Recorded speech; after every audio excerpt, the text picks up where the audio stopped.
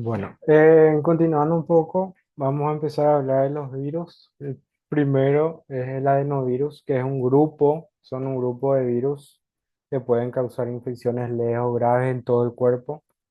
Las infecciones por adenovirus afectan más comúnmente el sistema respiratorio, pero tienen también una cualidad, una característica que es muy parecida a lo que es el COVID, que también afecta algunas personas en lo que es la parte gastrointestinal, ¿verdad? O sea, ustedes sabrán que lo que es el COVID a muchas personas le dio, a la mayoría realmente le dio lo que es la parte respiratoria, pero a muchas otras personas le afectó más la parte gastrointestinal.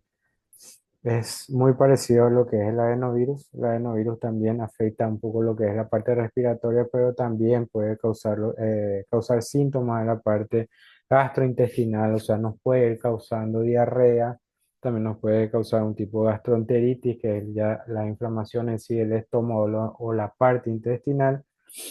Nos puede generar también cuadros de náuseas y de vómitos. También puede afectar el adenovirus la parte del sistema nervioso, pero en menos medida, y también lo que nos puede causar infecciones del tracto urinario en sí. ¿Listo? Pues, luego está el metaneumovirus, que se adquiere a través de contacto con las secreciones respiratorias, ya sea estornudo, tos, manos contaminadas de una persona enferma. La transmisión generalmente ocurre durante todo el año, con predominio en los meses de invierno, primavera y verano, donde el ambiente es un poco más seco, entonces un poco más frío, entonces todo eso, un ratito. Hizo arroz carretero. Ahí está. Eh, es en predominio en los meses de invierno, primavera, verano, porque el ambiente es un poco más seco, o sea, el aire es un poco más seco, hace un poco más frío en época de invierno, y en primavera y verano hace mucho calor, pero es un calor seco. Hay veces también que cuando va terminando ya verano, va empezando lo que es el otoño, es un poco más húmedo. Entonces, por ese motivo, ahora ese aire, ese ambiente seco hace que se propague mucho mejor este tipo de virus, ¿verdad? El virus sincitial respiratorio, el metaneumovirus, causan síntomas similares de 3 a 7 días después de lo que es la infección. Aparecen lo que es la congestión nasal y la fiebre. Alrededor de la mitad de los niños con una primera infección desarrollan tos sibilancia, que es un ruido a la hora o sea, cuando una persona respira y una persona está con mucho fluido en la parte de los pulmones, entonces se origina un ruido que justamente se le llama sibilancia.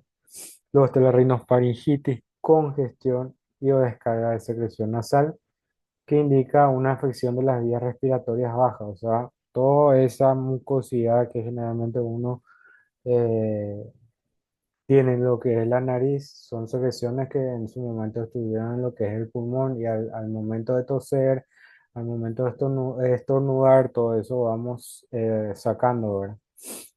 Los lactantes menores de 6 meses de edad, el primer síntoma puede consistir en un periodo de ausencia de la respiración, o sea, un periodo corto de apnea en sí, ¿verdad? Luego está, un ratito. Luego está el virus de la parainfluenza, que es un virus que puede producir brotes de infecciones por este virus paragripal durante la infancia. Generalmente es un virus que aparece mucho en los hospitales, ¿verdad? En la parte de neonatologías, en salas de internación pediátrica y escuelas. Los del tipo uno y 2 tienden a provocar epidemias en otoño con repeticiones de los serotipos en años alternos. ¿Por qué se alternan los serotipos? Por justamente la inmunidad que genera nuestro cuerpo. O sea, tenemos un brote de epidemia este año, bueno, esa inmunidad de rebaño que vamos a tener que van a tener generalmente la población pediátrica, porque es la población que más afecta. Entonces la va a proteger, le va a dar cierta inmunidad para el año siguiente, entonces ahí aprovecha el tipo 2, ¿verdad? Y así sucesivamente. Y la enfermedad tipo 3 es endémica, o sea, puede afectar todo el año y principalmente infecta a los niños, sobre todo menores de un año. Y su incidencia generalmente aumenta en épocas de primavera, justamente por el ambiente seco que solemos tener en esta época. Los virus de parainfluenza pueden provocar infecciones repetidas, pero la reinfección suele ocasionar enfermedades más leves porque ya una persona está inmunizada, ya tiene anticuerpos contra ese virus, entonces los síntomas en sí van a ser más leves y va a ser de menor duración, o sea, va a ser de más corta duración en sí. En adultos inmunocompetentes, cuando hablamos de inmunocompetentes, significan personas que están con las defensas bajas, ya sea por alguna patología de base o por alguna patología que debilitó su sistema inmunitario. ¿Verdad? Generalmente las infecciones son asintomáticas o leves y la manifestación más frecuente en los niños es la enfermedad de las vías respiratorias superiores sin fiebre o con una ligera febrícula. Luego está el virus de la influenza, que también es uno de los que más conocemos. Es una enfermedad respiratoria contagiosa provocada por el virus de la influenza, que infecta generalmente la nariz, la garganta y los pulmones. Este virus puede causar enfermedad leve o grave y en ocasiones puede llevar a la muerte. La mejor manera de prevenir lo que es la influenza es vacunándonos todos los años. Como les dije, no da gusto vacunarse, pero es necesario. Y si usted alguna vez escuchan que le dicen, no, yo no me quiero vacunar porque me da fiebre o me da tos, lo que sea, es normal eso. O sea, te tiene que generar algún tipo de respuesta a la vacuna para que te pueda hacer efecto, o sea, para que realmente uno sepa que funcionó en sí, ¿verdad? Porque uno piensa que porque le da fiebre le pusieron cualquier cosa y le hizo mal y eso, ¿verdad? Pero es normal que pase. No en todos, o sea, no a todos le causa eso, pero a una gran cantidad de personas sí le causa eso. A mí, por ejemplo, yo me pongo y sí o sí esa noche tengo fiebre. Entonces, pero es normal. Los virus A y B de la influenza son los más conocidos, causan epidemias estacionales de la enfermedad en las personas. Hoy en día realmente ya puede aparecer todo el año, ¿verdad? Pero sí es mucho más marcado en invierno, o sea, entre otoño e invierno, que se conoce como temporada de influenza. Los virus de la influenza A son los únicos virus que se sabe que pueden causar pandemias de influenza. ¿Esto por qué? Porque la tasa de replicación, o sea, la tasa de mutación realmente.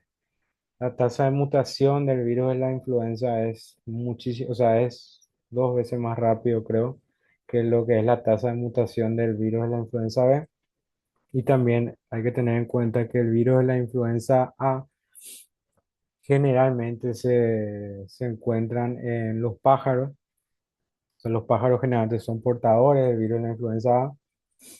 Entonces eso hace que sea mucho más extraño otra vez para nuestro cuerpo cuando adquirimos ese tipo de virus que no es propio del humano. Entonces hace que sea mucho más difícil de erradicar, ¿verdad? O sea, que nuestra inmunidad pueda reaccionar y que pueda eliminar el virus y en todo en ese tiempo que nuestra inmunidad tarda, nosotros ya vamos contagiando y contagiando, contagiando, ¿verdad? Entonces por eso en la historia en sí se generaron muchísimos brotes de influenza A. Algunos de los más comunes o los más conocidos son, por ejemplo, el virus el H1N1 que causó la gripe española en 1918 y la gripe porcina en 2009. Eh, Se llama gripe española no porque se haya producido en España en sí, sino que como era una época de la Primera Guerra Mundial, o sea, los países estaban en guerra y España era neutral, o sea, no estaba en conflicto. Entonces fue la primera en notificar, ¿verdad? Pero realmente el virus apareció primeramente creo que en Estados Unidos, si no me equivoco, fue en Estados Unidos. Pero como ya estaba muy enfocado en la guerra, entonces España fue la primera en notificar este aumento de casos del virus. Entonces se quedó con el nombre de gripe española. Y la gripe porcina, que seguro que la mayoría se recuerda, ¿verdad? La gripe porcina que fue hace poco, ¿verdad? Fue en el 2009. Hace poco, pero prácticamente ya casi 15 años. Luego está el H2N2, que causó la gripe asiática en 1957. El H3N2. Todos estos son virus de la influenza A. O sea, sería influenza A, H1N1, A, H2N2. El virus de la influenza H3N2 que causó la gripe de Hong Kong en 1968 y el virus de la influenza A H5N1 que causó la gripe aviar en 2004 que también seguro que, no sé si todos, pero eh, unos cuantos seguro que se acuerdan, ¿verdad? Luego está el virus sincitial respiratorio, que es una infección respiratoria aguda caracterizada por la dificultad respiratoria. También puede causar infecciones más graves como bronquiolitis, que es la inflamación en las vías respiratorias más pequeñas del pulmón. También puede causarnos neumonía, que es una infección ya de los pulmones, y este virus es la causa más común de bronquiolitis y neumonía en niños menores de 1 año. El virus se transmite de persona a persona a través de secreciones eliminadas por la tos y puede ingresar por la boca, la nariz o los ojos, como casi todas las otras enfermedades virales. Casi todos los niños contraen el virus sincitial respiratorio al menos una vez antes de los 2 años, pero la mayoría de los niños sanos generalmente aparece como un resfriado, ahora, o sea, no causa ningún tipo de fiebre, ningún tipo de malestar, sino que es el resfrío, la congestión nasal.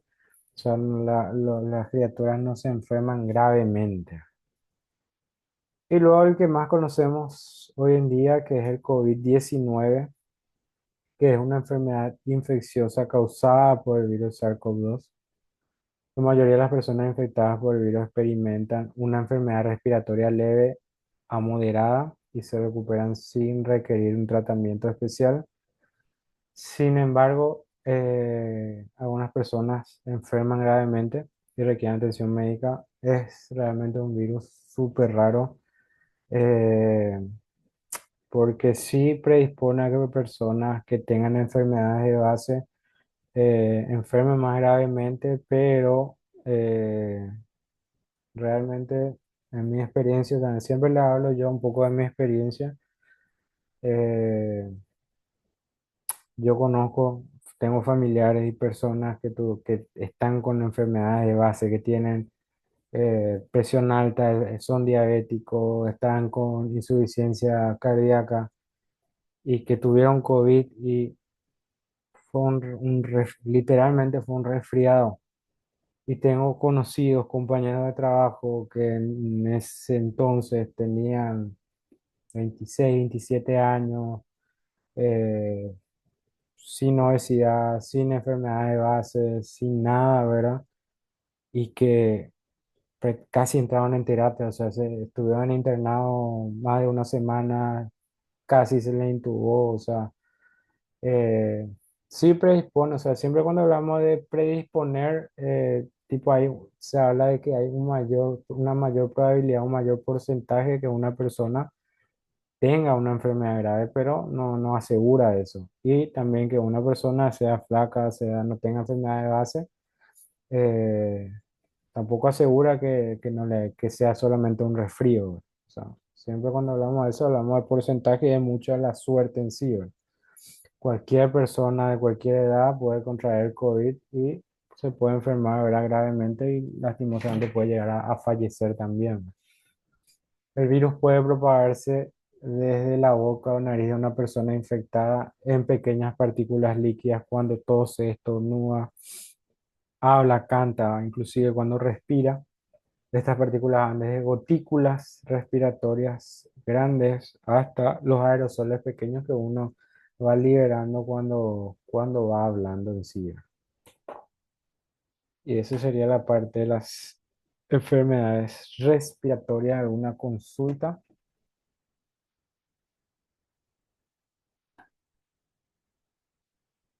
Pasar. Creo que vemos todo, De mi pero parte, no, profe. ya vamos a empezar ya un poco la parte de las enfermedades que son de transmisión, ya sea sexual o enfermedades de transmisión por fluidos en sí. Vamos a estar hablando un poco de las enfermedades de la hepatitis, el HIV, el HPV, el herpes, rubeola, citomegalovirus y también de otros dos, que es rabia y ébola, que es un poco más de yapa. Bueno, entonces, ¿qué es la hepatitis? ¿Qué es la hepatitis? Es una inflamación del hígado causada por una variedad de virus infecciosos. También hay agentes no infecciosos que pueden causar lo que es una inflamación, un ratito, que puede causar lo que es una inflamación del hígado, como por ejemplo un consumo excesivo de alcohol, un consumo excesivo de algún tipo de droga, algún tipo de medicamento. Eh, Existen 5 cepas principales del virus Ya de hay la otro. hepatitis. Un ratito porque alguien tiene.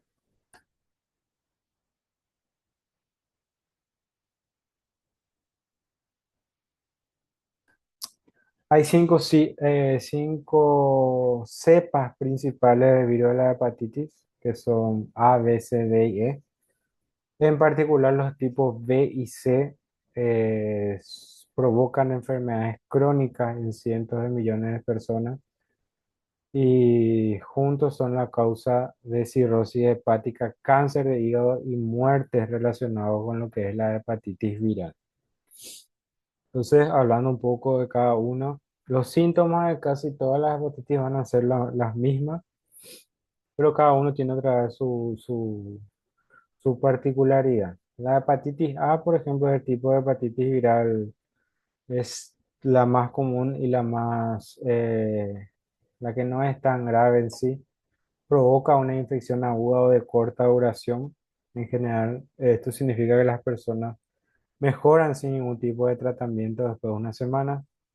Es particularmente común entre los niños y los adultos jóvenes. Es causada por un virus ARN de transmisión entérica, por algún tipo de fluido, alguna contaminación de algún tipo de alimento. En niños mayores y adultos provoca síntomas típicos de lo que es la hepatitis viral. Y los síntomas serían un poco lo que es el cansancio y debilidad, náuseas y vómitos, diarreas también, dolor y molestias abdominales, especialmente en la zona, en la parte superior derecha, debajo de lo que es la costilla, donde está el hígado en sí. Heces de color arcilla o gris, pérdida del apetito, fiebre baja, orina oscura, dolor articular y uno de los más característicos, uno de los síntomas más característicos es el color amarillento en la piel y en las partes blandas, general, blancas, pero de lo que es la parte ocular. Entonces le tiene que llamar mucho a una persona si es que ve, porque generalmente en la parte del ojo es donde se empieza a notar cuando hay un problema hepático. Entonces, cuando uno ve que tiene un color amarillento del ojo, que ya un inicio de ictericia, entonces es consultar ya con el médico porque puede ser un problema grave de la parte hepática en sí, ¿verdad? A ese color amarillento que vamos a ir teniendo se le conoce como ictericia, que es también un poco lo que tiene con lo que nacen, ¿verdad? Los bebés, ¿verdad? O sea, nacen y tienen ese color amarillento. No porque tengan hepatitis, sino que lo que produce la ictericia es la bilirrubina en sí, ¿verdad? Que es un producto de gradación de los glóbulos rojos. Y ese producto, esa bilirrubina, el hígado es el que tiene que eliminar. Entonces, cuando tenemos hepatitis, no puede hacer esa función, o sea, no puede cumplir de forma correcta esa función, entonces se va acumulando. ¿Qué pasa en los recién nacidos? Que el hígado todavía no tienen bien desarrollado Entonces tardan un poquito más, ¿verdad?, en eliminar todo ese exceso de bilirrubina. Entonces por esa razón es que los recién nacidos generalmente nacen con un color amarillento, que generalmente se le pone a la luz porque la bilirrubina es muy sensible a lo que es la luz. Eh, entonces se le pone ahí y hace que esto hace, ¿verdad?, que le ayuda al hígado para a poder eliminar en sí, ¿verdad? Luego está la hepatitis B, que sí ya es una enfermedad un poco más seria, un poco mucho más seria, la verdad. El hígado es causada por el virus de la hepatitis B. Dicha infección puede ser aguda, que generalmente cuando es aguda es corta y grave, o también puede ser crónica, que es a largo plazo, o sea, generalmente Sí. ¿Me es, quieres escuchar clase de microbiología? alguien está Bueno, hablando. trabajando. Ahí está. Eh, la hepatitis B se puede cronificar y conlleva un alto riesgo de muerte por cirrosis o cáncer hepático. Y la enfermedad se puede transmitir a través del contacto con líquidos orgánicos contaminados, como la sangre, secreciones vaginales, semen. Asimismo, también la madre puede transmitirle al bebé. Para la hepatitis B, ustedes le van a hacer también eh, personal de blanco en sí, o sea, van a trabajar con personas, van a trabajar por la piel de la persona. Tienen que tener en cuenta que la piel puede estar lesionada o pueden trabajar en lugares donde hay lesiones. eh, Tienen que aplicarse lo que es la vacuna contra la hepatitis B, que es una vacuna que se aplica en cualquier establecimiento de salud. Son tres dosis, ¿sí? Son tres dosis, se aplica cada mes. O sea, si yo me aplico ahora en octubre, la siguiente dosis va a ser en noviembre y la siguiente dosis va a ser en diciembre. Justamente por el riesgo que hay una gran probabilidad, ¿verdad?, de que el virus de la hepatitis B les pueda causar a usted un cuadro crónico. Cuando hablamos ya de un cuadro crónico, es prácticamente convivir con el virus ya de por vida. Y eso si es que no se mantiene controlado, no se mantiene con medicamentos, ¿verdad? O sea, uno no mantiene controlado el virus, nos puede llegar a causar un tipo de cirrosis y en el peor de los casos nos puede llegar a causar un tipo de cáncer de hígado, generalmente es hepatocarcinoma. Eh, entonces es importantísimo que se apliquen esa vacuna. Hay que tener en cuenta también que el virus fuera del organismo, en una, por ejemplo, en una mesada contaminada con algún líquido, ya sea sangre o algún tipo de fluido, una persona con hepatitis, si ese lugar donde que se contaminó con ese fluido no se limpió, no se desinfectó, el virus generalmente puede sobrevivir, ¿verdad?, en el medio ambiente aproximadamente 2 semanas. Entonces, es muchísima la probabilidad de que uno se pueda contagiar, más todavía si es personal de salud. Entonces, como les digo, tienen que ver para aplicarse, es gratuito. Y se van nomás, dicen que son personal de salud y que se quieren aplicar y se le tiene que aplicar.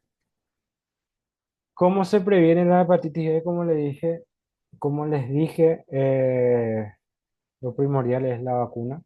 Luego, cuando van a trabajar con personas que pueden, pueden estar, o sea, van a estar expuestos a distintos tipos de fluidos, utilizar siempre guantes. Si son personas que se hacen tatuajes, tienen que cerciorarse siempre que los materiales que van a usar por ustedes sean materiales estériles. No compartir obviamente los utensilios ya sea principalmente lo que es cepillo de dientes, porque cuando nosotros nos cepillamos sabemos que a veces nos lesionamos, ya sea la encía o bueno, generalmente la encía, ¿verdad? Hacemos sangrar lo que es nuestra encía generalmente cuando un cepillo no, ¿verdad? Entonces, evitar eso y en caso de la parte sexual, obviamente siempre utilizar preservativos, ¿verdad?, para evitar contagiar.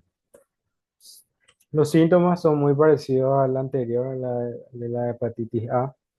Orina de color oscuro, amarillo oscuro, perdón. Diarrea, fatiga, fiebre. S de color arcilla, gris o arcilla, perdón. Dolor en las articulaciones, pérdida del apetito, náusea y vómitos. Dolor abdominal y ojos y piel amarillentos, conocido como ictericia. Literalmente una persona que tiene una cantidad excesiva de bilirrubina en sangre. Yo, por ejemplo, eh, vi personas, ¿verdad?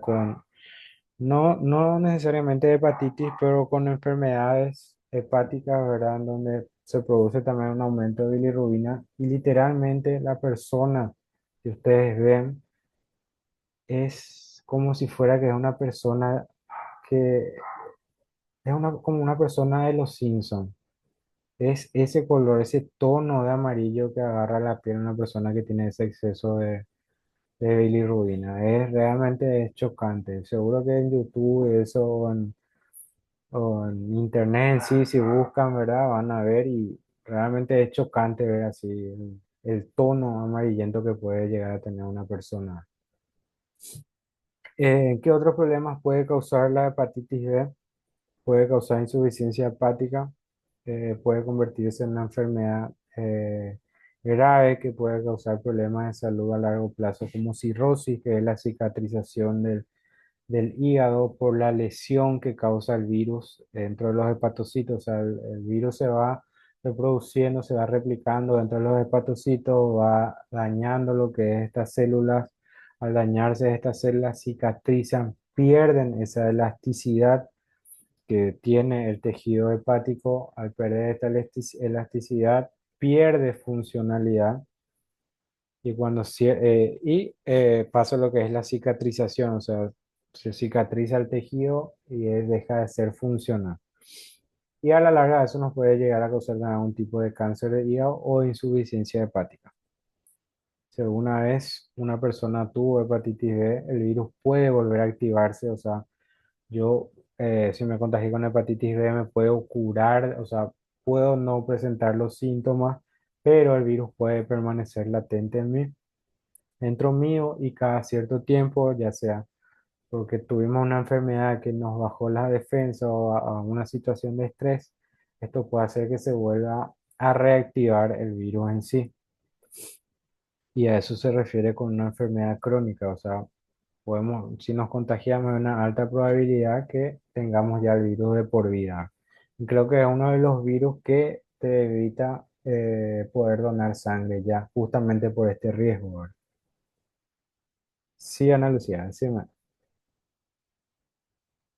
Profe, yo soy re hincha, hasta el otro mes te voy a hinchar. decime nomás. Profe, una consulta. Sí, Yo tengo una tía, ¿verdad? O sea, sí, te hablo del contexto como para que me puedas explicar. sí, sí, Tengo una tía que tuvo ella hepatitis estando sí, embarazada. sí, Hablaste también de la vacuna y de todos los riesgos. Yo no sé si ella se puso la vacuna o no. sí, Pero me intriga mucho saber porque al final también dijiste que puede, o sea, no tiene los síntomas que dijiste, pero puede volver a reactivarse, también dijiste. sí. Eso solamente con un control de sangre, pero, o sea, ¿puede uno convivir con eso? No. O ¿No sabes sea, qué es tipo de peligroso por... hepatitis tuvo? No, que es peligroso, digo. Pero no sabes qué tipo de hepatitis tuvo. Ah, hepatitis B. Hepatitis B. Y mi prima, por ejemplo, tiene ahora 32 años y tuvo después un hermano menor de, o sea, tiene 22. Ya. Entonces, Eh, pero de por ahí a mi primo le veo como que un poquito más pálido que ella.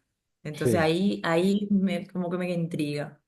Primero que nada, hay el riesgo de que pueda que le pueda transmitir, ¿verdad? Justamente por esa peculiaridad que tiene el virus de la hepatitis B y la hepatitis C también que vamos a hablar después, que es que puede permanecer latente. Es también un poco como el virus del HIV, que uno puede convivir con el virus, puede tener el virus ya de por vida, pero hay veces que es tan baja la carga viral en sí, o sea, puede prácticamente ser indetectable a los métodos que tenemos hoy en día para detectar. No quiere decir que no tengamos, o sea, que no tenga el virus, ¿verdad? O sea, puede tranquilamente tener, pero ser indetectable con los medios que tenemos hoy en día. Y eso hace que sea muy baja la probabilidad de que pueda transmitirles a sus hijos en sí, ¿verdad? Está la posibilidad, está por el hecho de la característica de este virus, ¿verdad? Que tiene justamente eso de permanecer latente dentro del organismo y cada tanto generar algún tipo de síntomas. La probabilidad está al ser de hepatitis B, está la posibilidad por más que ella no presente síntomas, ¿verdad?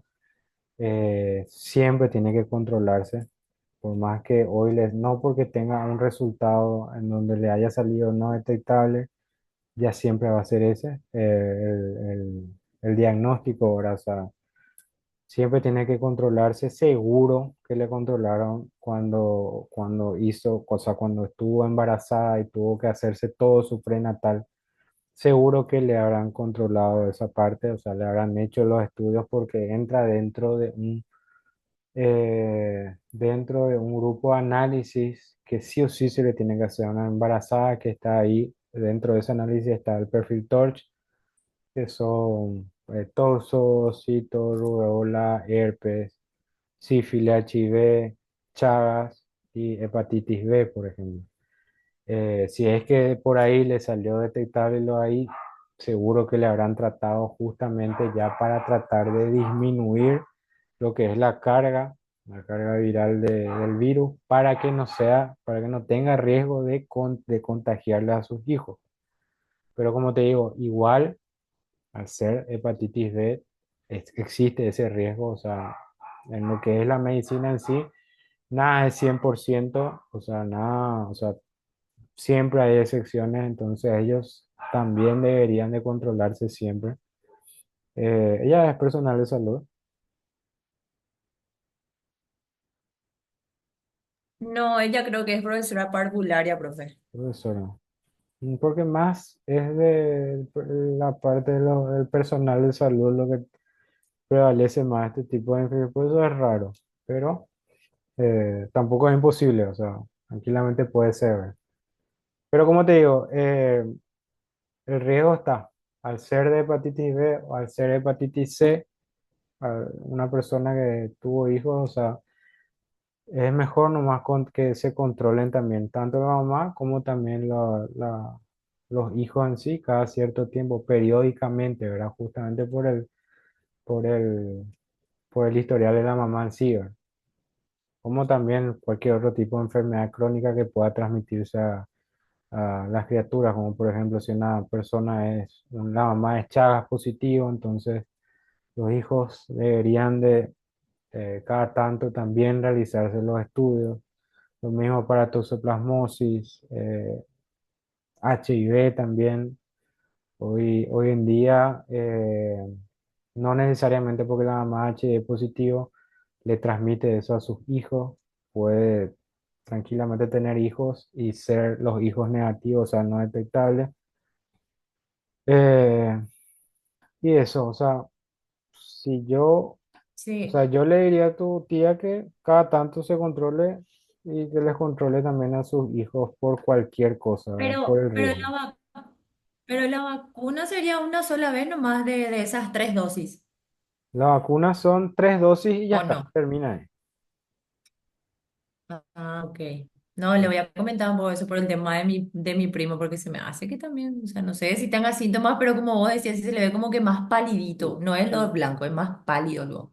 Y por eso es mejor nomás hacerse, ¿verdad? Todos los estudios, ver si es que hay riesgo en sí, ¿verdad? O sea, el riesgo está, ¿verdad? Al ser la mamá positiva, ¿verdad? En su momento, pero es mejor nomás hacerse. Y acá Tania me preguntó si el caso, Ahí la compañera, por ejemplo, pregunta que si sí, en el caso fuera el papá el portador del virus. sí.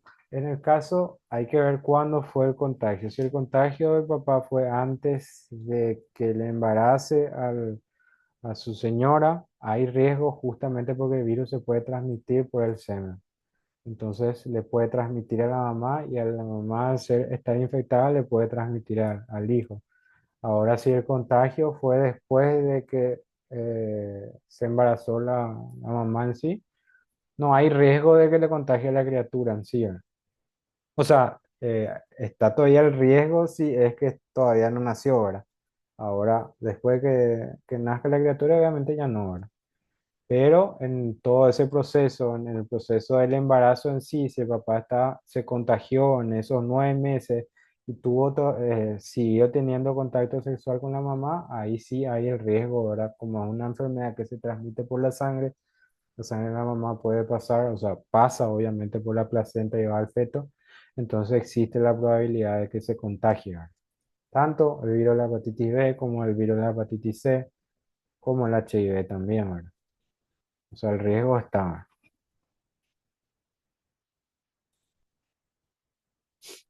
Genial, profe, muchas gracias. ¿Vale? Luego está el virus de la hepatitis C. Tenemos 2 minutos. Yo creo que vamos a dejar nomás ya acá y vamos a seguir la próxima clase. Eh, y bueno, ya está. Vamos a dejar nomás esta diapositiva de lo que es las enfermedades virales 2 de 2. Vamos a dejar nomás ya para el final. Entonces va a entrar hasta infecciones respiratorias, el examen, porque ya está por terminar acá la reunión. No sé si tienen otra consulta antes que termine. Profe, aparte de eso, ¿íbamos a hacer algún trabajo antes del examen o no? Sí, sí, voy a ¿O eso alzar era para ahí. la final, No, voy a alzar ahí en la la plataforma? plataforma y les voy a avisar cuando alce y cuál va a ser el tema. Entonces van a subir nomás ahí. Seguro que el tiempo, un ratito voy a sacar una foto de los asistentes. Seguro que le va a dar tiempo hasta la próxima semana, hasta el martes 29 creo que era. Sí, martes 29 para que puedan subir. Y como le dije al comienzo, que sea cortito nomás, o sea, no hace falta que hagan introducción, conclusión, bibliografía, nada de eso. O sea, va a ser el tema, ponerle que generalidades de las bacterias, y netamente eso. Dale, ¿Alguna, profe, gracias. alguna otra consulta? Bueno, entonces les libero por hoy. Nos vemos el otro lunes.